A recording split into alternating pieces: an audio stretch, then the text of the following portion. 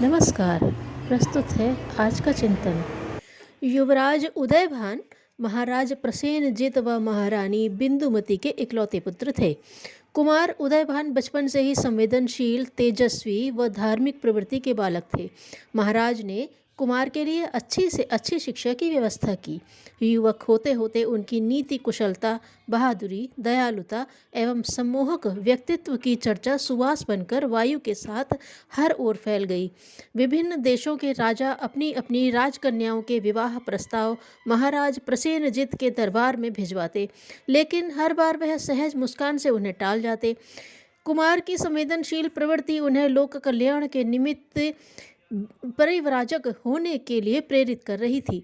वह करुणा के अवतार भगवान तथागत के धर्म चक्र प्रवर्तन हेतु समर्पित होना चाहते थे। युवराज के इन विचारों ने महाराज एवं महारानी की चिंता बढ़ा दी।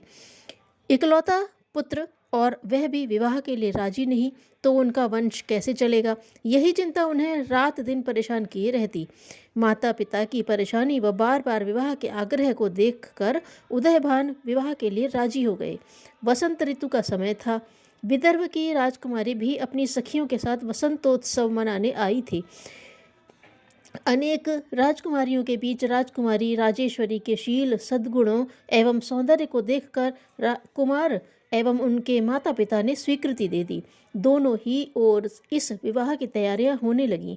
बारात विदर्भ पहुंची। उन दिनों राजकीय दावतों में मद्य एवं मांस का उपयोग बहुत होता था। इसके बिना भोजन अधूरा समझा जाता था और आतिथ्य में इसका उपयोग अवश्य किया जाता था। विदर्भ के महाराज ने बारातियों का स्वागत करने के लिए इसी उद्देश्य से बहुत सारे पशु पक्षियों को पिंजरे में बंद कर रखा था।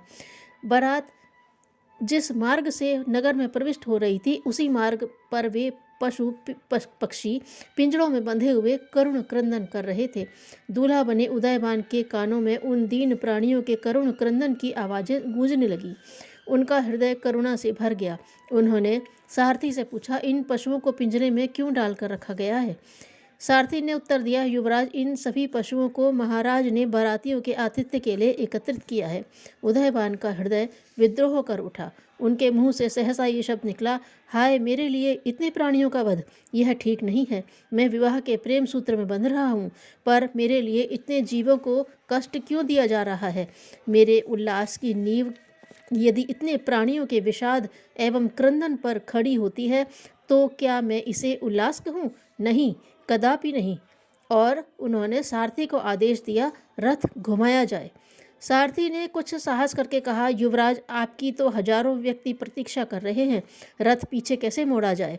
बारात बिना वर की हो जाएगी। किसकी बारात और किसका विवाह? मुझे इस तरह का विवाह नहीं करना। तुम जल्दी से राजधानी लौट चलो। उदयभान के कहने पर सारथी ने रथ मोड़ लिया और वापस चल पड़ा। बारातियों में खलबली मच गई। कोई भी नहीं जान सका कि क्या हुआ। सब ने अपने अपने अनुमान लगाए, लेकिन उदयभान के इतने गहरे अहिंसक मनोभावों की तह में कोई नहीं पहुंच सका।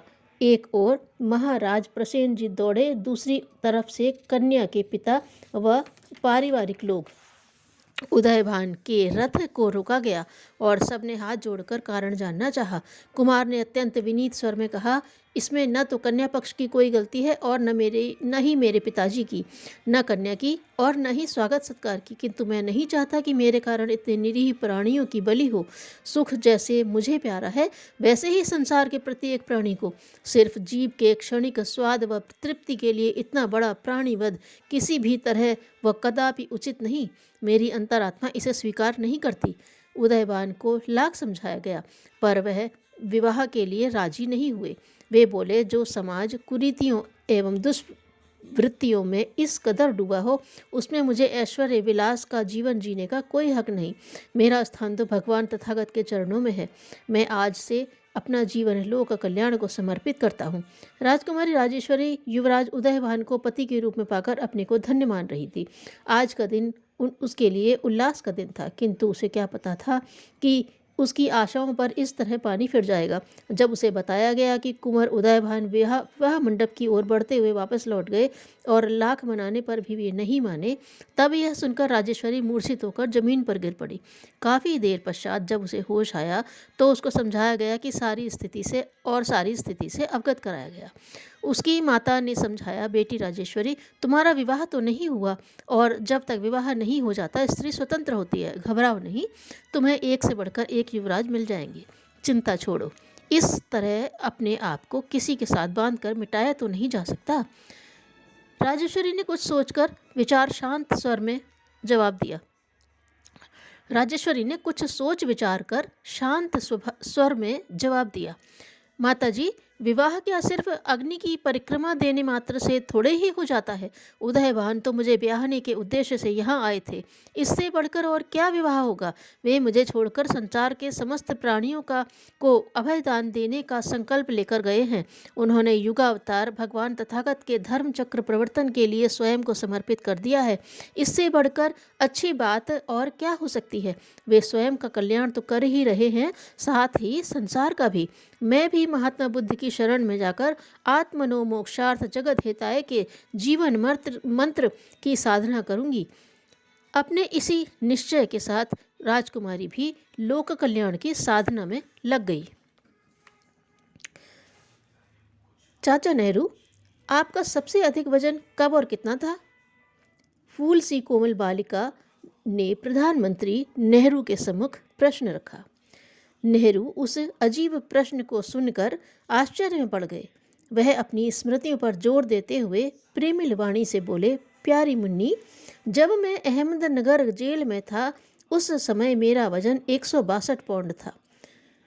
चाचा ने अपनी फूल सी वाणी बिखेरते हुए कहा, जेल के जीवन की कठोरताओं ने ही मेरे वजन को बढ़ाया है और स्वस्थ रखा है।